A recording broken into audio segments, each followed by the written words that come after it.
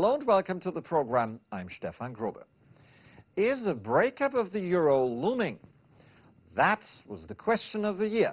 Still unanswered, by the way. The new president of the ECB, after all the main defense force of the euro, sent conflicting messages with this regard within days, before giving a surprise Christmas present to the euro banking sector. Not clear what this all means. We also had mixed economic indicators from two major euro watchers, the United States and Britain.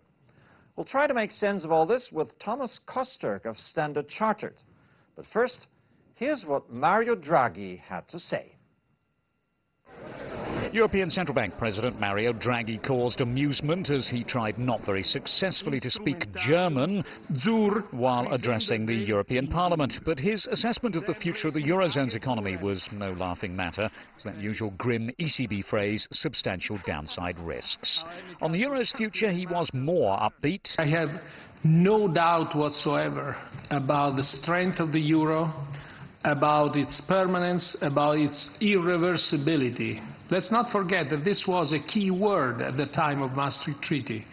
The one currency is irreversible. He made those reassuring comments in response to questions from the Parliament about an interview with the Financial Times in which he had warned of the costs of a Eurozone breakup.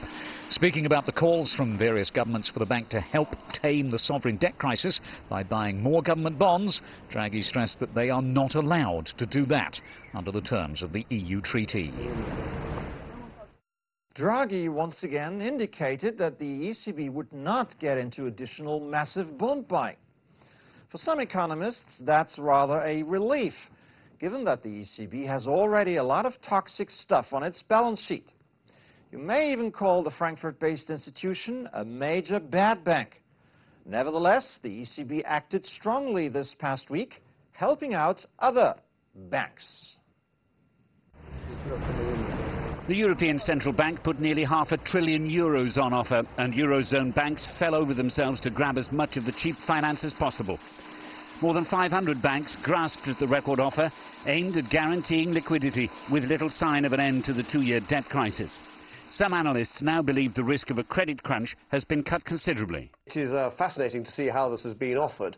It's almost can be seen as being offered cash for trash if banks are going out there to encourage to go and buy up other assets, or even only just to shore themselves up. No, now is the time for banks to come out with a clear message that they are as strong as possible. The €489 billion is the most the European Central Bank has ever pumped into the financial system. But for some, the handout's effectiveness remains uncertain. Doesn't solve the fact that, you have a long-term plan towards fiscal union and all of the haggling and political issues that go with that, and that's the real long-term story. One hope was that the money would be used by the banks to buy government bonds in the hardest-hit countries like Italy and Spain, something the French president would like to see. But Italy's Banking Association said banks will not increase their exposure to sovereign debt because European rules discourage it. Some analysts believe it's down to the ECB itself to buy more government bonds direct. What the banks eventually do with all that liquidity remains to be seen. Some analysts doubt that the money will be injected into the real economy, where it normally belongs to generate growth. That's what the United States and Britain would like to see. Both are major euro watchers and depend, to some extent, on a strong eurozone. Their latest respective growth figures send mixed signals to the markets. The US economy grew more slowly than expected in the third quarter, but despite that, there were signs that output is picking up. The Commerce Department had predicted 2% annual growth, but in its final estimate just released, it revised that figure down to 1.8%. A sharp drop in spending on healthcare is being blamed, though business investment is up by 15.7%. Economists point to an improvement in the US jobs market, house building is picking up, and output from factories is also on the rise. They say that would put the economy on course for at least 3% growth in the fourth quarter, the fastest rate for 18 months. Consumer spending as a whole went up 1.7%, which, though lower than expected, is still an upward move. Economists say that while much of the world is slowing down, the US economy is showing signs of resilience. In Europe, it's a different story. Unlike the US, Britain's economy grew more than expected in the third quarter, but official figures showed the growth was based on shaky foundations.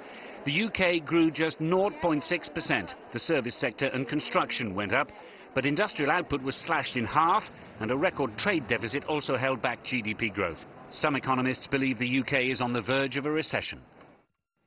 We're now joined by Thomas Costerg, economist with Standard Chartered in London. Thomas, thanks for being with us today. Let me ask you this first. The British economy is set for a sharp slowdown in 2012 due to the euro crisis. Now, would you rather like to deal with one main currency on the continent or with many national ones? That's a very good question. In fact, what you have at the moment is this debate about how to regain competitiveness.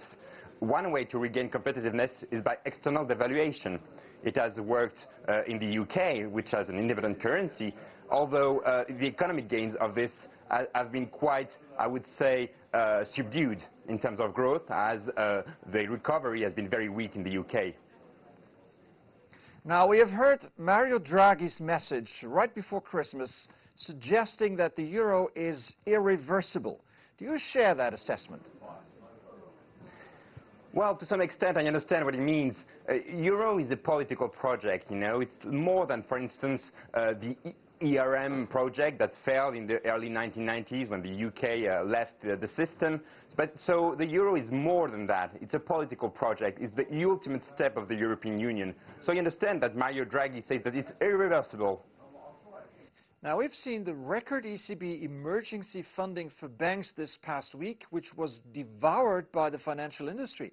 So the ECB is willing to be the lender of last resort for banks, but still unwilling to buy more bonds. What do you make of this? Is this an adequate response to the crisis? Well, yes, that's true. In fact, you have three crises. You have a banking crisis, a sovereign crisis, and increasingly an economic crisis. Draghi is responding to the banking crisis, and is responding quite well. He's basically flooding the banking system with cash. Now you have two other issues, the economic crisis and the sovereign crisis. The root of the problem in Europe is that there is no confidence in the sovereign paper, and you need to bring back confidence. And I'm afraid that Draghi is not bringing back confidence at the moment. Now, one thing we've learned throughout the debt crisis is that there are no assets that are risk-free. Even AAA bonds, German Bunds, for example, are not risk-free. What does that mean for the banking business? Do you look at treasuries differently today than you looked at them, say, a year ago? That's a very good question, especially after the downgrade of the US last summer. They lost their AAA in August. But this didn't seem to have impacted them. In fact, borrowing costs went down for the US government. So, in fact, if we take a step back, we still have a big benchmark liquid market, which is the US Treasury market. In Europe, we don't have such a benchmark market. So that's a big issue. Even the German market is too narrow. It's a small market, and it does not play this role of global liquid benchmark asset. So that's really something to probably think about in the future. All right, that's Thomas Costerg of Standard Chartered in London.